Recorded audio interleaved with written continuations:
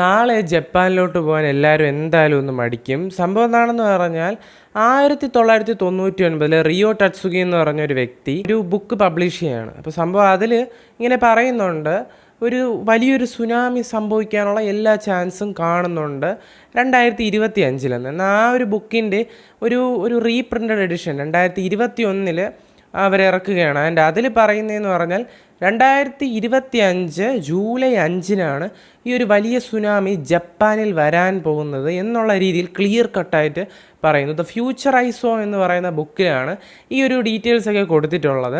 ഇപ്പോൾ എന്താണ് സംഭവം എന്ന് പറഞ്ഞാൽ, ഈ പുള്ളിക്കാരി റിയോ ടട്സുഗി ചില്ലറ കാര്യമൊന്നുമല്ല, അവരുടെ പ്രഡിക്ഷൻസ് എല്ലാം പക്കയായിട്ട് വന്നിട്ടുണ്ട്. അതായത് അവരാണ് ഈ കോവിഡ് പ്രഡിക്റ്റ് ചെയ്തിട്ടുണ്ടായിരുന്നു, പല സെലിബ്രിറ്റീസിനെയും മരണങ്ങൾ അവർ കറക്റ്റായിട്ട് പ്രഡിക്റ്റ് ചെയ്തിട്ടുണ്ടായിരുന്നു. അതുകൊണ്ട് തന്നെ ഇങ്ങനെ ഒരു പ്രഡിക്ഷൻ വരുമ്പോൾ ജപ്പാനിലുള്ള എല്ലാവർക്കും ഒരു ഭയമാണ്. അതായത് അവിടെ ഇപ്പോൾ ടൂറിസ്റ്റ് ആയാലും അല്ലെങ്കിൽ പുറം രാജ്യങ്ങളിൽ നിന്ന് വരുന്ന അല്ലെങ്കിൽ ഫോറിനേഴ്സ് എന്തായാലും എന്ത് ട്രേഡ് ആയാലും എന്ത് മേഖലയായാലും സ്തംഭിച്ച് നിൽക്കുകയാണ്. നാളെ ഒരു ദിവസത്തെ ഉറ്റുനോക്കിക്കൊണ്ടാണ് ഇപ്പോൾ ജപ്പാൻ മുഴുവനും നിൽക്കുന്നത്.